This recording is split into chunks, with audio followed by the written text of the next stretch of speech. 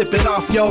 We going coast to coast. Give me the rock, tick tock, at the buzzer it goes. Burst to the rack, flush it down like that. Bring it in the paint, watch me swat it back. I'm giving y'all delight when I take my flight. Go on. It's the Highlight Zone with Dave Saseski.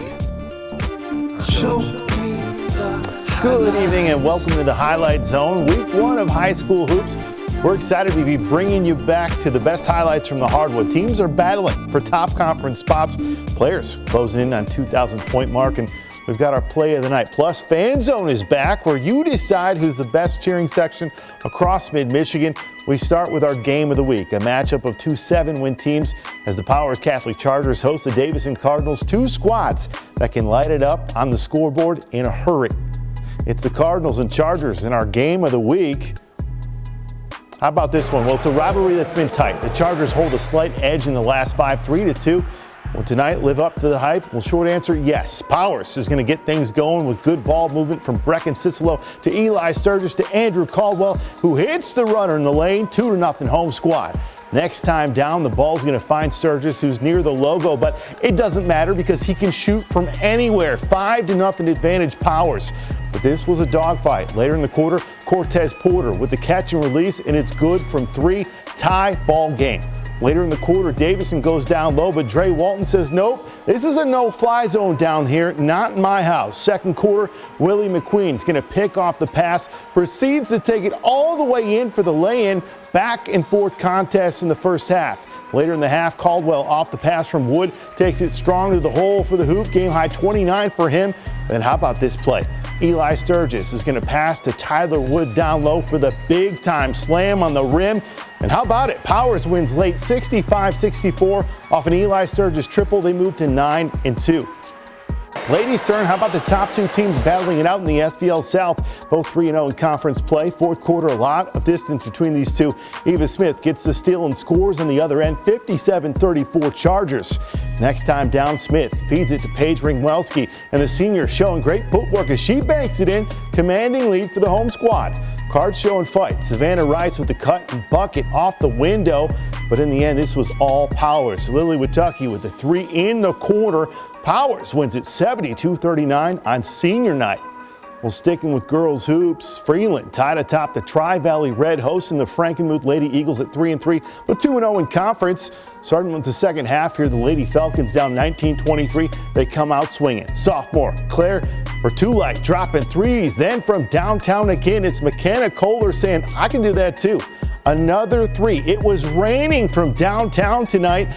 And Joe Begzacki there with a banger bucket, right back at it. But Frankenmuth showing they got some threes in their pocket as well. Sophomore Macy Donovan, swoosh. Can they keep the pace though? Well, the Lady Eagles moving into the paint this time. Junior Miranda Polly with the power move in for 2. But Freeland showing they can get it from 3 as well and in the paint. Braylon Wylewski sealing the game. The Lady Falcons take this one 46-42. They head to Alma next Tuesday. Well, it's time to take a short break, but when we return, we're diving into all the action from tonight's high school hoops, from Genesee and Avery's in hitting the road to take on the Orioles, to the loudest student section and Fan Zone Week 1. You won't want to miss a second. Stay with us.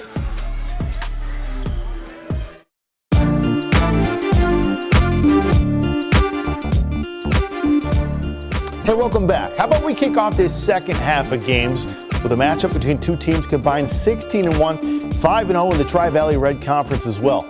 I'm talking about Frankenmuth hitting the road to take on Freeland in a true Goliath versus Goliath showdown. Both teams have been dominant this season, and tonight only one will come out on top. The Eagles and Falcons meet tonight in an electric atmosphere. Last year, Freeland edged out a 57-56 win on a last-second bucket, going on to the sweep their 3 matchups. The ending Muth season with a nearly 30-point blowout. This year, the undefeated Eagles looking for some revenge. First quarter, Muth jumps ahead. Number 1 junior Landon Jacobs showing why he's wearing number 1, getting the Eagles on the board with a 3. Not to be outdone, though. Senior Cash Tedford with the cash money shot for 2 to extend the lead. The Falcons saying enough is enough. They get on the board with the lay-in by senior Tucker Heilman, and things turn defensive. Matthew showing out with a huge block on Connor Leseski. That'd be a foul. Leseski would only sink one of them, though. But the Falcons with a block of their own after this play. It's going to be Max Hand stopping another three from KJ Helms. Good defensive work there, and at the end of the first half, Muth would lead 11-10. They'd go on to win a close one, 45-43. Well, Genesee on the road at Morris. Avery Zinn just 108 points away from 2,000, averaging 39 points per game. Wow, she would put on a show again tonight. First quarter, Orioles get on the board first, however. Peyton Goodine splashes in the three ball, but on the other end, off the inbound, it's Regine Randall who banks it in off glass. 1-point ball game early. Later in the quarter off the steal, it's going to be Zinn who will take it coast to coast for the easy lay-in. 2-point advantage now for the Wolves. Zinn just getting started. Here she Euro steps by the defender and scoops it in off the high glass. Genesee doubles them up at 12-6. Late first quarter, Morris keeping it close though. Great ball movement as Goodine finishes off with the hoop and the harm, but Zinn just too much in this one. She's going to blow by the defense and hits the runner in the lane. And the very next play, the inbound steal. How about this fake? And the bucket. Wow, Avery Zinn, 46 points, 12 steals. Have a night. Genesee wins 64-53. Second on MLS, taking on Carleton. Cardinals leading the Tri-Valley Blue just a game up on the Cavs. We start fourth quarter. MLS up big, 44-24, and dominating. 6'2" senior Andrew Miller with the layup after a Cavs turnover. The 1-2-3 MLS going full court right through the Cavs defense. Miller again. And they do that all night long. Senior Noah Reeve with the quick in. This group putting on a clinic tonight, folks. Now Jack and Boyd there with Miller into Reef. The Cards getting it done in every aspect. That's good basketball. Despite being insurmountably down, the Cavs still showing some fight though tonight. You got to love that. Freshman Xavier Perkins driving to the basket for two, but there was no shot at a comeback. Rounding out the game, senior J.J. Needham with a three-point dagger. MLS takes the dub 62-33. They head to Merrill with only one loss on the season. Carleton falls to 4-6. Well, it's time now to check in on our Spotlight scoreboard. How about this one? Academy on the road taking on Cedarville, and they get a convincing win 49-32. And the Martians and Blue Devils playing for the top spot in the Stars division in the Metro League. And it's Goodrich who pulls this one out 62-47. It was a good one over at Bentley as they hold on for a nice win 76-75. That's a nail biter. Now 5-2 in the season. Grand Blanc taking care of business at home 71-32, just like they did in football, right? The Hamady Hawks, they get the win over Atherton convincingly 74-33. Linden taking down Fenton by a score of 70-62. They improve to 7-2.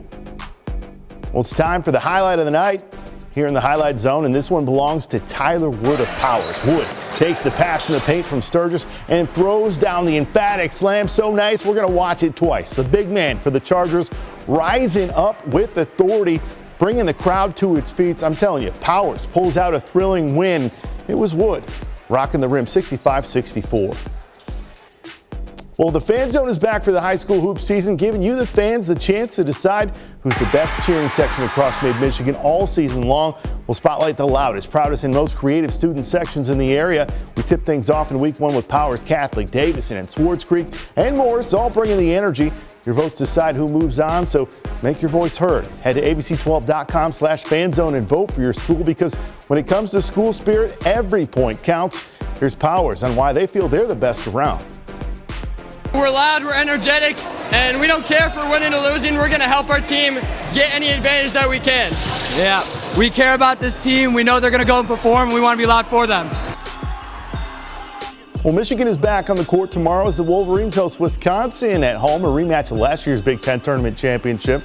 The Badgers have struggled at times this season, but coming off a big win over UCLA, making them a team that can't be overlooked. Wisconsin relies heavily on the three-point shot, and that will also be a style that Michigan can compete with. They've been good above the rim. Michigan will look to continue their strong start this season and keep control at home in what promises to be a hard-fought Big Ten battle.